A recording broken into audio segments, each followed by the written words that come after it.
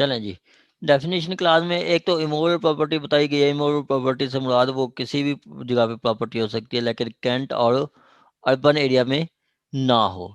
दूसरा वो बताया गया कि आपका प्रेम्पटर कौन होता है, जिसके पास राइट होता है प्रेम्पशन का, उसको प्रेम्पटर कहते हैं। राइट ऑफ प्रेम्पशन परचेज से होता है। सेल मीन्स वो परमानेंट ट्रांसफर ऑफ प्रॉपर्टी होती है, ठीक है। और सेल वो परमानेंट ट्रांसफर ऑफ प्रॉपर्टी है with for a valuable consideration, जो कि पैसों के साथ जो हम सेल करते हैं, ट्रांसफ़र करते हैं वो, ठीक है। और उसमें वो हिबा बिल इवज़ भी हो सकती है, हिबा शर्त इवज़ हो सकती है, मतलब किसी इवज़ के थ्रू हिबा करना या किसी शर्त के तहत कोई इवज़ आप हिबा का देना, वो भी आपका इसमें शामिल हो गया। लेकिन आपका जो इनहेरिटेंस, विल, गिफ्ट, इसमें ये सेल में नहीं आएगी। उसके अलावा एग्जीक्यूशन में कोई प्रॉपर्टी सेल होती है, वो भी सेल में नहीं आएगी। कोई आपका एक्सचेंज करते हैं, वो भी सेल में नहीं आएगी। या कोई विदाउट वैल्यूएबल कंसिडरेशन जो आप करते हैं, जैसे दावा देना, दिया देना, वो भी उसमें शामिल नहीं है। सेक्शन 3 कहता है in the interpretation and the application of the provision of this act the court shall seek the guidance from holy Quran and Sunnah. कुरान पाक में इनकी जो मामला तालीमात दी गई हैं, उसके अकॉर्डिंग इनको किया जाएगा। कहता है सर 4 में जी, सर हिबा बिल इव्स जो है सर, यानी सर मुआवजे के इवज तौर पे सर। इवज इवज इवज मतलब हिबा बिल इवज मतलब किसी इवज के थ्रू, किसी कंसिडरेशन के थ्रू, तो किसी गिफ्ट तो शर्त तो नहीं होती वैसे हैं। सर। हिबा जो होता है सर, वैसे गिफ्ट को ही कहते हैं ना, जमीन को गिफ्ट करना। हम्म, तो सर इवज तो जमीन उसके सर, उसके मुतबादिल को चीज दी गई है हाँ। सर, तो इबा गिफ्ट तो ना शर्त, होगा। इबा शर्त इवज का मतलब है कि उसके मतलब किसी शर्त पे आपने हिबा किया है, ठीक है।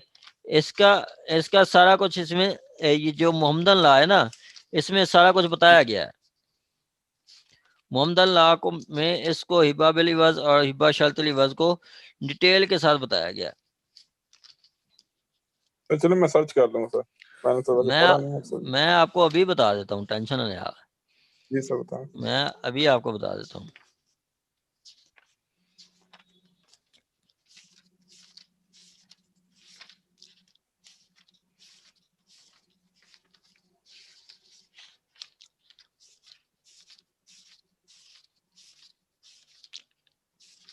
चले, मैं ना ये चीज़ें आपको व्हाट्सअप करूँगा, इससे ना जी सर एक बार व्हाट्सएप कर देंगे सर। व्हाट्सअप करूँगा तो इस पे आपको सारा डिटेल पता चल जाएगा कि ये हिबा बिल इवज़ या हिबा शर्त इवज़ क्या चीज़ है, जी सर। ठीक है। इससे पहले ठीक है भी सर। मैंने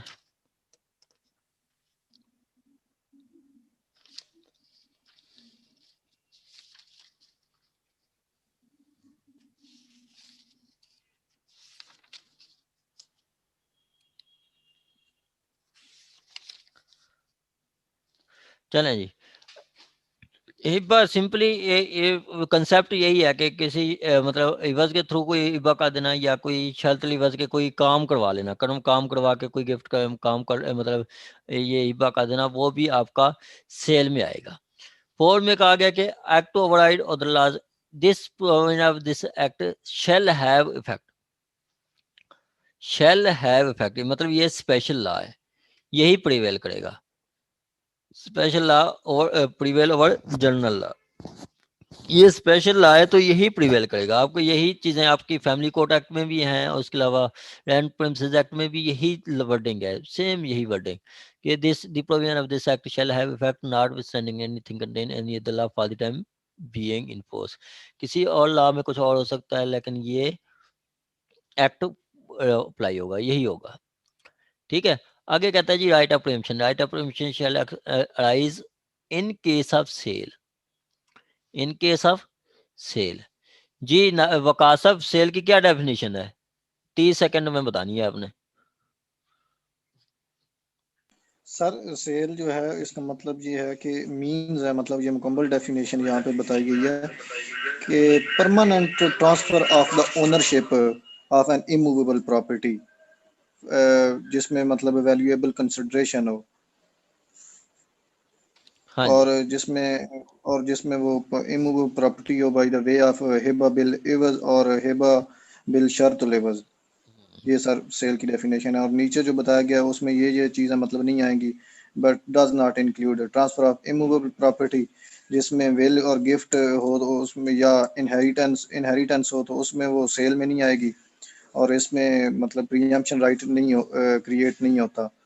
और इसी तरह sale and execution of the decree for money है। और इसी तरह एक्सचेंज ऑफ द किसी अगर property for the purpose of agriculture land उसे करते हैं, हाँ जी, एग्रीकल्चर लैंड को एक्सचेंज करते हैं, वो भी तो नहीं वो भी होगी। नहीं ठीक आएगी है, सेल। यही कुछ है। या चलें, ट्रांसफर ऑफ इमूवेबल। हाँ जी, बिल्कुल ऐसे ही है। चलें जी, सेक्शन 6 इंपॉर्टेंट है, इसका मोस्ट इंपॉर्टेंट आप कह लो। सेक्शन इसका 6 इंपॉर्टेंट है, सेक्शन 13 इंपॉर्टेंट है, सेक्शन 24 इंपॉर्टेंट है, सेक्शन 30 इंपॉर्टेंट है। ठीक है, ये 4 मोस्ट इंपॉर्टेंट है। उसके अलावा इसका 27-28 वो भी इंपॉर्टेंट है। 27-28 से भी कुछ पूछ लेता है। बाकी जो इम्पोर्टेंट हुए वो मैं आपको बता दूंगा। आगे है जी आपका 3 पार्टीज होती हैं जिनको प्रीएम्पशन का राइट वेस्ट किया जाता है। वो कौन सी पार्टीज हैं? पहली है आपकी दी शाफी शरीक। First, the right of preemption shall vest first शाफी शरीक, सेकंड शाफी खलीद, थर्ड शाफी जार। शाफी खलीद, शाफी शरीक और शाफी जार। कहता है कि शाफी शरीक कौन है? A person who is co-owner in the corpus of undivided immovable property sold। जो पर्सन को शेयरर है, को ओनर को शेयरर, ठीक है, उसको शाफी शरीक कहते हैं। उसको काफी शाफी शरीक कहते हैं। ठीक है, अब नीचे हम देखते हैं कि शाफी शरीक मतलब एक्सप्लेनेशन में वो ये बता रहा है, एक्सप्लेनेशन में बता रहा है कि हु इज को owner in the corpus of undivided immovable property. ठीक है, उसको शाफी शरीक कहते हैं। इसकी आप एग्जांपल दे दें, देख लें कि ए एंड बी को owner of certain property, A without notice sale to B certain property, B can file a suit for preemption. A और बी जो है को ओनर हैं। अगर ए प्रॉपर्टी सेल कर देता है तो B suit for preemption file कर सकता है। आगे है जी शाफी खलीद। Shafi Khalid means participator in special right attached to the immovable property sold, and such as right of passage of water and right of irrigation। के अब शाफी खलीद में कौन से लोग आ जाते हैं? जो स्पेशल राइट्स रखते हैं। स्पेशल राइट्स कौन सा? राइट टू पैसेज, मतलब जो उसका रास्ता गुजरने का रास्ता है। ठीक है, या right of passage of water, या उसकी जो सात जमीन है उस वहीं से पानी गुजर के जाता है। ठीक है, या राइट ऑफ इरिगेशन, वहां से उनकी जमीनें जरखेज होती हैं, ज़ेरे आब आती हैं। ये 3 राइट्स हैं, right of passage of water, right of irrigation.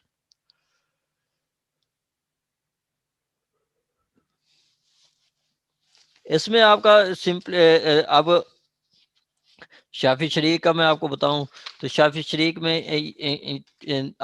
आगे मिसाल ले लें आप कि ए एंड बी आर को owner of certain property having common source of water. मतलब उनका जो common source of water same ही है।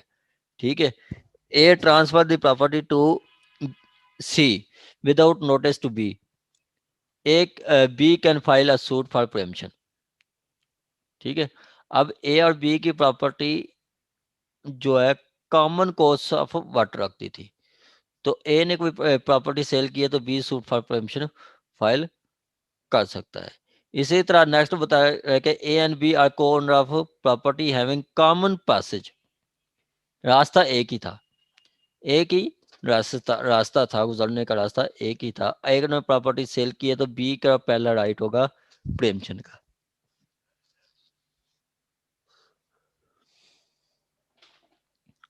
आगे कहता है जी आपका शाफी जार। शाफी जार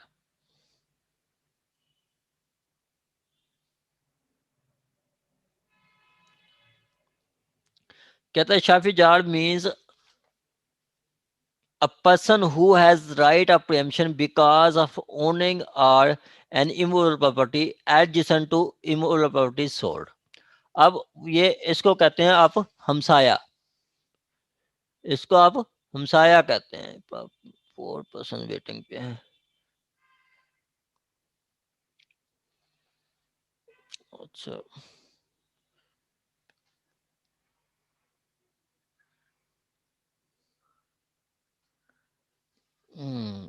डिस्टर्बेंस होती रहती है। चलें जी, शाफी जार में बता रहा था आपको। शाफी जार कौन होता है? शाफी जार होता है आपका Shafi jar means a person who has right of preemption because of owning an immovable property adjacent to immovable property sold. अब ये इसको कहते हैं हमसाया, जिसको कहते हैं बन्ना शरीक, ठीक है, जो कि हमसाया उसकी मतलब उस एक ऐसे पर्सन की जमीन जो कि आपकी जमीन के साथ अटैच है। आपकी नेक्स्ट जो जमीन का मालिक होता है उसको शाफी जार कहते हैं, ठीक है। अब इसकी अब मैं एग्जांपल बताऊं कि A and B have common boundaries in a certain property. A और बी ने कि अब अदील अहमद और मलिक साहब की जो प्रॉपर्टी है ये कॉमन बाउंड्रीज, एक बाउंड्रीज कॉमन है, मतलब उसका जो दरम्यान में जो एक बनना होता है, जो मतलब उसका जो बॉर्डरिंग एरिया होता है, ठीक है, वो सेम है, बॉर्डरिंग एरिया सेम है।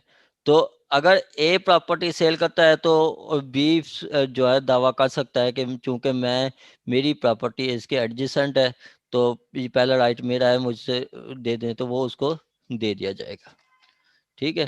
इस पे वो केसला भी है कि court held that as both plaintiff and defendant have had common boundaries regarding the property, hence defendant has no right to sell property to third party. तो डिफेंडेंट को इजाजत नहीं होगी कि वो किसी तीसरे पर्सन को प्रॉपर्टी सेल करे, ठीक हो गया। आगे ये था आपका सेक्शन 6। सर ये पूछना था सर, ये सेल कर दी जमीन जो है सर, उस पर सर शुफा तो हो गया, राइट सर अब जो है हमसाये का ही है सर, जिसने जमीन खरीदी है सर उसका क्या बनेगा? उसकी पेमेंट वापस होगी या सर उसका क्या सिलसिला होगा? जिसने, हाँ, उसको पेमेंट वापस हो जाती है, उसको फिर पेमेंट वापस हो जाती है। तो ऐसे केस सर वैसे कितना अर्सा चलते हैं? ये केस चलने को तो 6 महीने में फैसला हो सकता है, चलते रहे तो फैसला होने में तो 6 महीने हो सकता है, नहीं तो फिर 6 साल भी नहीं होता। ठीक है सर, ठीक है। और सर ये जो फीस भरते हैं 1/3 इसमें जितनी रजिस्ट्री होती है सर, ये कोर्ट फीस होती है या सर ये प्रॉपर्टी की ही फीस होती है? प्रॉपर्टी की फीस होती है, ठीक है। तो मतलब देखें कि आपका 20 एकड़ का सेल हुआ है, ठीक है, 20 एकड़ में सेल हुआ है तो आपको कहेंगे कि 1/3 इसकी होती है, 1/3 आपने कोर्ट में जमा करवानी है, मतलब आप 7 लाख समथिंग आप जमा करवाएंगे, ठीक हो गया, 6 लाख समथिंग वो जमा करवाएंगे, तो बकाया जब फैसला हो जाएगा अगर आपकी फेवर में हो जाएगा तो बकाया आपको कहेंगे कि 13 लाख समथिंग आप बकाया जमा कराएं और आपके नाम पे प्रॉपर्टी हो जाएगी। अगर आपके अगेंस्ट डिक्री खारिज हो जाता है तो फिर वो आपको सारे जो आपने 1/3 जमा करवाई है वो आपको वापस कर दी जाएगी। हाँ, अगर आपका दावा खारिज होता है, कुछ कास्ट लगाती है तो वो उसमें से ऐड कर सकती है। यहाँ सर जो जमीन के जिसने सर खरीदी थी उसको सर मिल जाएंगे वो बाकी 7 लाख भी और बाकी पैसे भी? हाँ जी, हाँ जी, ये सारा कुछ हम बताता हूँ, सेक्शन 24 पढ़ेंगे। अभी हौसला रखें, आज हम सारा एक्ट पढ़ेंगे इंशाल्लाह, ये सारा एक्ट आज कंप्लीट करेंगे, ठीक है। छोटा सा एक्ट है, 27 से 28 सेक्शन है इसके, कोई ज्यादा नहीं है, ठीक हो गया। आगे कहता है जी priorities in right of preemption, कि प्रायोरिटी किसको दी जाएगी? सर अंडर सेक्शन 2 नहीं पढ़ा, जरूरत और अवॉइड ज़रार। हाँ, जो ये कहते हैं nothing in this section the right of preemption shall be exercise only in case of जरूरत एंड जरर, ओनली इन केस ऑफ जरूरत एंड जरर। ये इस पे भी जो है ना सुप्रीम कोर्ट की साइटेशंस आ चुकी हैं कि ये कोई ज़रूरी नहीं है कि आप ज़रूरत या ज़रा के वक्त सेल करें, ठीक है। प्रियम्पशन का वक्त आपको को ज़रूरत है उस टाइम करें, या ज़रा मतलब ज़रूरत के वक्त या ज़रा या किसी को मतलब ज़र पहुँचाने से पहले की वजह से आप कर रहे हैं, ये ज़रूरी नहीं है, ठीक है। एक साइटेशन आई थी वो PLD 1994 सुप्रीम कोर्ट 1, उसमें बताया गया कि ये अन इस्लामिक है, ये गैर इस्लामी है कि आप ज़रूरत के वक्त ये प्रियम्पशन एक्ट एक्सरसाइज कर सकते हैं। ऐसा ये मोहम्मद लॉ में नहीं बताया गया कि आपने ज़रूरत के वक्त करना है, नहीं, या ज़रर से बचने के लिए, नुकसान से बचने के लिए आपने करना है, नहीं। ये कंडीशन इस्लामिक लॉ में नहीं लगाई गई, मोहम्मद लॉ में। ठीक हो गया। आगे कहता है जी आपका priorities in right of preemption, priority किसको दी जाएगी?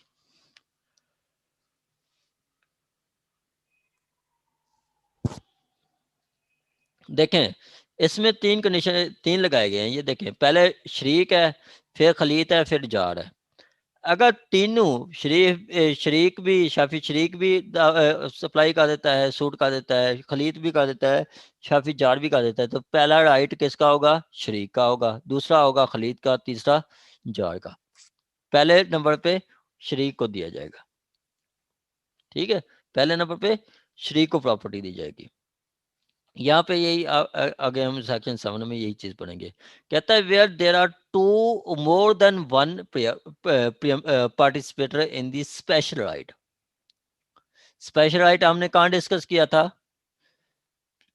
स्पेशल राइट आपका शाफी खलीत में है। स्पेशल राइट कहाँ पे है?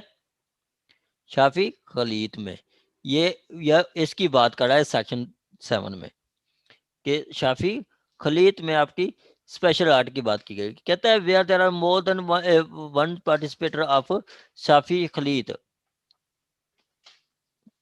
more than one participator in the special right attached to property sold, the person having special right shall precedence over a person having general right। जिसका स्पेशल राइट होगा उसको दी जाएगी, जिसका जनरल राइट होगा उसको नहीं दिया जाएगा। अब ये आप इलस्ट्रेशन पढ़ेंगे तो यहाँ से क्लियर होंगी, यही इलस्ट्रेशन मोस्ट इंपॉर्टेंट है। 2017 के पेपर इन्हीं इलस्ट्रेशन से बने थे। दो प्रेपोजिशन आई थी और यही इलस्ट्रेशन उठा के दे दी थी उन्होंने, थोड़ा चेंज करके। तो ये इलस्ट्रेशन इंपॉर्टेंट है। अब कहता है कि a garden is irrigated by a water course which open for small canal. If this garden is sold, the person having right of irrigation from the water course shall have precedence over the person having right of preemption of irrigation from canal. But if garden is irrigated from small canal, the person having right of irrigation from the water course of as well as person having right of irrigation from canal have the right to preemption। ठीक है। अब यहाँ पे जो illustration है इसमें बात की गई कि एक जो आपका दरख्त है, बाग है, ठीक है, आमों का बाग है, 1 एकड़ है, इसमें आमों का बाग है, उसको जो पानी लगता है, ठीक है, वो एक कनाल से आता है, मतलब नहर से आता है। उसके बाद फिर एक उसका स्मॉल कनाल जिसको खाला कहते हैं, ठीक है, वो छोटा खाला टाइप होता है, वो मतलब जहाँ से थोड़ा पानी जाता है, जिसको मोगा कहते हैं। मतलब एक कनाल से फिर पानी डिवाइड होके फिर एक मोगा, ठीक है, उससे मतलब उस खाले से एक साइड पे जाता है, फिर ऐसे ऐसे आबपाशी होती है। ठीक हो गया। अब आपको मैं सिंपल सादा लफ्ज़ों में बताऊं तो एक नहर जा रही है, नहर में पानी ज़्यादा है, ठीक है, वही नहर का एक छोटा सा, मतलब आप कह लें कि वो एक खाले से में निकलती है, वो थोड़ा खाला, वो कुछ इलाके के लिए होता है, कुछ आबादी के लिए होता है। फिर आगे फिर वो कनाल आगे जा रही है, फिर उसके आगे फिर एक और खाला निकला है, ठीक है, जो है ना देहात से, मैं बेसिकली मैं खुद भी देहात से हूँ, ये मैंने सारी चीज़ें देखी हुई हैं, ये मैं आपसे भी कर चुका हूँ। ठीक है, तो सिंपली वो कह रहा है कि अब जो बड़ी नहर है, बड़ी नहर से जो शराब काढ़ हैं उनका राइट ज़्यादा नहीं होगा, जो स्मॉल कनाल, जो खाला, जो वो छोटा मतलब जो जहाँ से एक खाला जा रहा है, ठीक है, वो उस वहाँ पे जो मतलब उनसे जो पानी लगा रहे हैं उसका राइट ज़्यादा होगा। नासिर साहब क्या समझ आई है आपको?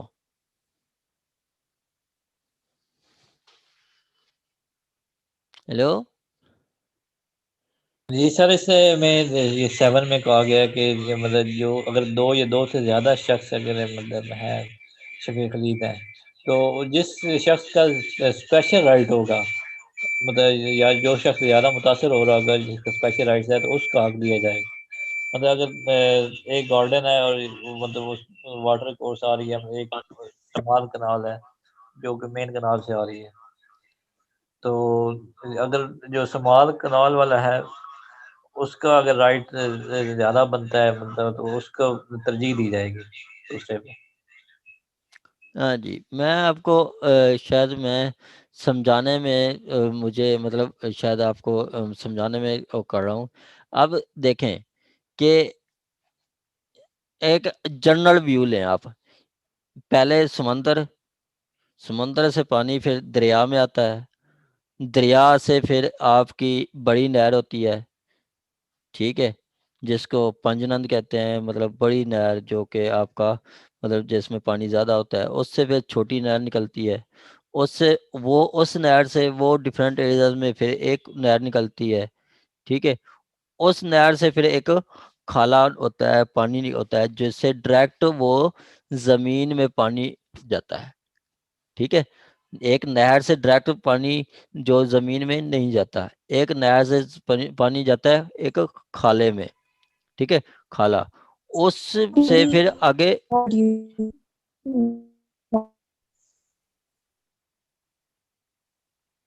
आवाज किसी का कोई क्वेश्चन था? चलें के बजाय नाली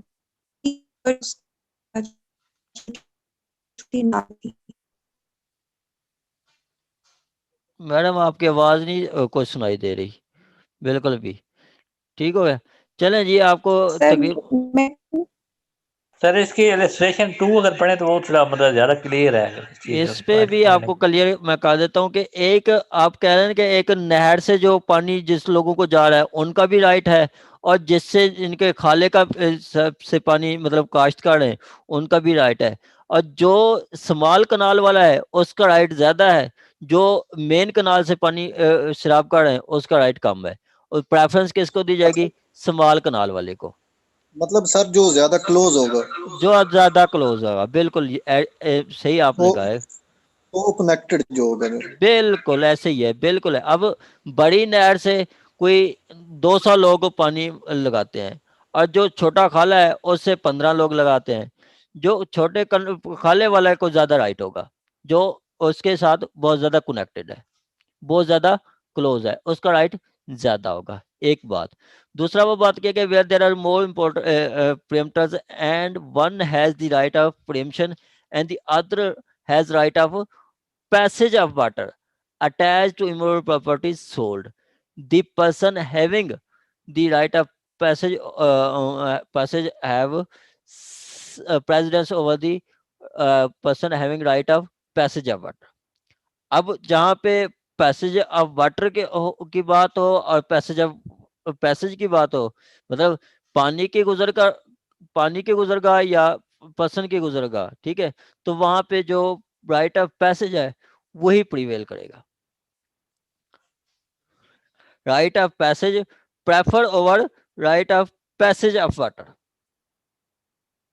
ठीक है, right of passage prefer over right of passage of water, वो प्रिवेल करेगा। ठीक हो गया। तीसरा है आपका a participator in the special rights having his property on the basis of which he claimed the property nearer the property sold shall have precedence over the property having the property not so near to the immovable property sold. अब इस पे ये कह लो कि जो मतलब एक ही इलाका है, एक ही बस्ती है, अब जो उसके हम दीवार है, ठीक है, जो पर्सन उसके हम दीवार है उसका राइट ज्यादा होगा। जो पर्सन कोई एक मतलब 100 कदम पे है, 100 मीटर पे है, या 1 एकड़ के फासले पे है, उसका राइट कम होगा। ये बात कर रहा है। जो 3 एग्जांपल्स बताई गई है ना, पहली एग्जांपल में बताया गया कि अगर एक मेन कनाल है और उससे स्मॉल कनाल है, मेन कनाल वाले का राइट कम होगा और स्मॉल कनाल वाले का राइट ज्यादा होगा। स्मॉल कनाल वाले को प्रेफर किया जाएगा मेन कनाल वाले पे। दूसरी इलस्ट्रेशन में की गई कि एक का मतलब एक का है राइट ऑफ पैसेज, ठीक है, और एक का है right of passage of water, तो राइट ऑफ पैसेज वाले को प्रेफर किया जाएगा right of passage of water वाले पे। तीसरी बात की है कि वो एक का राइट है कि वो ज्यादा क्लोज है, एक का राइट है जो थोड़ा थोड़ा दूर है। क्लोज वो भी है लेकिन थोड़ा दूर है, तो जो ज्यादा क्लोज है उसका ज्यादा राइट होगा। यहाँ तक सेक्शन 7 तक किसी का कोई क्वेश्चन होता पूछ सकते हैं।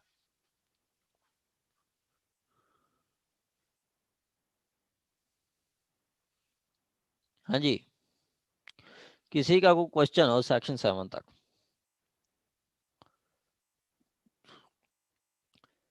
चलें जी, आगे आ जी 8 कहता है जी ज्वाइंट राइट ऑफ प्रीएम्पशन हो एक्सरसाइज। अब 5-7 बंदे जो हैं वो मिलके प्रीएम्पशन का दावा करें तो उसका राइट कैसे एक्सरसाइज किया जाएगा। वो कहता है where are the right of preemption vest in any class or group of persons. The right may be exercised by all the members of such class or group jointly, and if not exercised by them all jointly, by any two or more them jointly. If not exercised by any of them, two or more, they be jointly by them severally. अब यह कहता है कि 2-4 person हैं, ठीक है, उन्होंने मिलकर दावा करना है तो वो सारे मिलके भी दावा कर सकते हैं। ठीक है, सपोज के 4 भाई हैं, 4 भाई में से एक भाई ने प्रॉपर्टी सेल की है, ठीक है, तो बाकी 3 भाई उस पर शुफा का दावा करना चाहते हैं। एक भाई ने 4 कनाल सेल की है, ठीक है, तो बाकी 3 भाई दावा करना चाहते हैं। वो 3 भाई जो है अलग-अलग भी दावा कर सकते हैं और वो एक साथ भी दावा कर सकते हैं प्रीएम्पशन का। ठीक हो गया। अब जो मतलब अलग-अलग करेंगे, वो जो प्रॉपर्टी 4 कनाल है, जितनी खरीदने वाले होंगे उसमें इक्वली डिवाइड होगी। आगे कहता है method of distribution of property where more than one persons are equally entitled.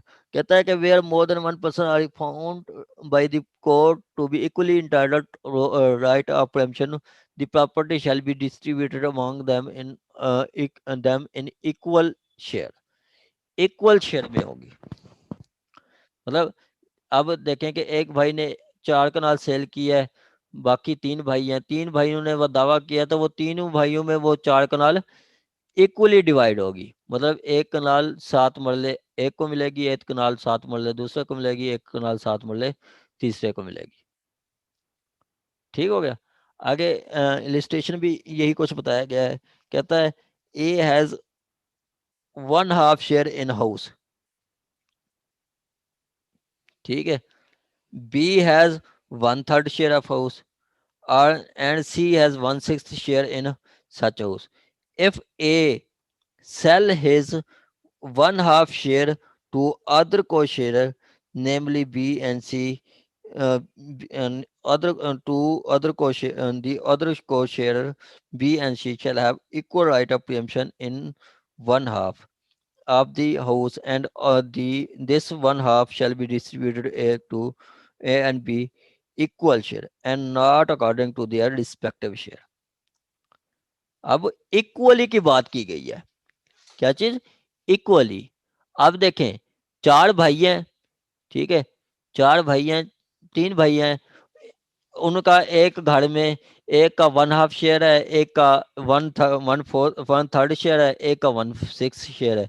एक भाई जिसका 1/2 शेयर है वो आधा घर जो अपना शेयर सेल कर रहा है, तो बाकी जिसका 1/4 शेयर है या 1/3 है और का 1/6 है, तो कोर्ट कहती है कि नहीं, अब बकाया जिनका जैसे भी शेयर है उनको इक्वली डिवाइड करेंगे, उनके शेयर के मुताबिक नहीं करेंगे। अगर उनके शेयर के मुताबिक करेंगे तो 1/2, जैसे कि आप कह लो कि 6 कनाल है, ठीक है, 8 कनाल है, 8 कनाल में से 1/2 4 कनाल एक एक पर्सन की है, एक की मतलब 3 कनाल है, एक की 1 कनाल है, ठीक है, 8 कनाल। 4 कनाल एक सेल की गई, तो जिसका 3 कनाल का शेयर है तो उसको हिस्सा ज्यादा मिलना चाहिए, मतलब उसको 3 कनाल मिलनी चाहिए, दूसरे को 1 कनाल मिलनी चाहिए। कहता है नहीं, वो 4 कनाल सेल होगी तो दोनों को इक्वली मिलेगी, 2 कनाल एक को मिलेगी, 2 कनाल दूसरे को मिलेगी। ये है आपका सेक्शन 9। कहता है and this 1/2 shell be distributed share and not respective share. हाँ जी सर, ये अपना समझ में नहीं ऐसे बराबर कैसे एक बंदे के साथ ज्यादा, ये हक शिफाक करने के बाद जो है सर। हाँ जी, अदील अहमद देखें कि आपने 1 एकड़ सेल किया, ठीक है, आपने 1 एकड़ सेल किया, ठीक हो गया। अब सपोज के आप चार भाई हैं, ठीक है, आप 4 भाई हैं, 4 भाई 1-1 एकड़ जमीन है, 4 भाइयों का 1 एकड़ जमीन है। या ये जो एग्जांपल बता रही है कि आपके पास मतलब आप 4 भाई हैं, आपके पास 4 एकड़ जमीन है, दूसरे भाई के पास 3 एकड़ जमीन है, तीसरे भाई के पास 2 एकड़ जमीन है, चौथे भाई के पास 1 एकड़ जमीन है। इस तरह का शेयर है। अब चारों भाई हैं आप, ठीक है। अब आप अपना शेयर सेल करना चाहते हैं, आप अपने 4 एकड़ सेल करने चाहते हैं, ठीक है, 4 एकड़ अपने सेल करते हैं, किसी और को दे रहे हैं, तो ये तीनों भाई आके कोर्ट में दावा कर सकते हैं कि हमें ये प्रॉपर्टी मिलनी चाहिए। फिर अब चूंकि जो दूसरा भाई है उसके 3 एकड़ हैं, जो तीसरा भाई है उसके 2 एकड़ हैं, जो चौथा भाई है उसका 1 एकड़ है, मतलब उनकी प्रॉपर्टी कम कम है, तो उसके रिस्पेक्टिव शेयर के मुताबिक नहीं होगी। उनको 4 एकड़ जो आप सेल करें उनको इक्वली डिवाइड किया जाएगा, उन 4 एकड़ों को इनको इक्वली दिया जाएगा। मेरा ख्याल है आपको एग्जांपल समझ नहीं आई। सर समझा गई सर। मैं फिर आपको समझा देता हूँ इजी वर्डिंग में। सर मैं समझा देता हूँ सर। हाँ जी, समझाएं। सर यही हुआ सर, अपना मैंने सर जगह सेल की है, अब जिस बंदे ने खरीदी है सर वो खरीद रहा था, इसमें भाई आ गए, उन्होंने कहा जी ये हम इधर शिफा कर रहे हैं, केस कर रहे हैं। तो हाँ सर जी, केस का फैसला यही होगा कि 3 भाई हैं, बेशक उनकी किसी की ज्यादा जमीन है, किसी की कम है, लेकिन ये 1 एकड़ बाकी तीनों भाइयों में जो है बराबर बराबर ही इक्वल ही तकसीम होगा। ये नहीं होगा कि 4 एकड़ वाले को ज्यादा मिलेगी या 3 एकड़ वाले को ज्यादा मिलेगी, सबका हक बराबर है। हाँ जी, 4 मिनट तक हमारी मीटिंग एंड हो जाएगी, मैं ऐड कर लूँ।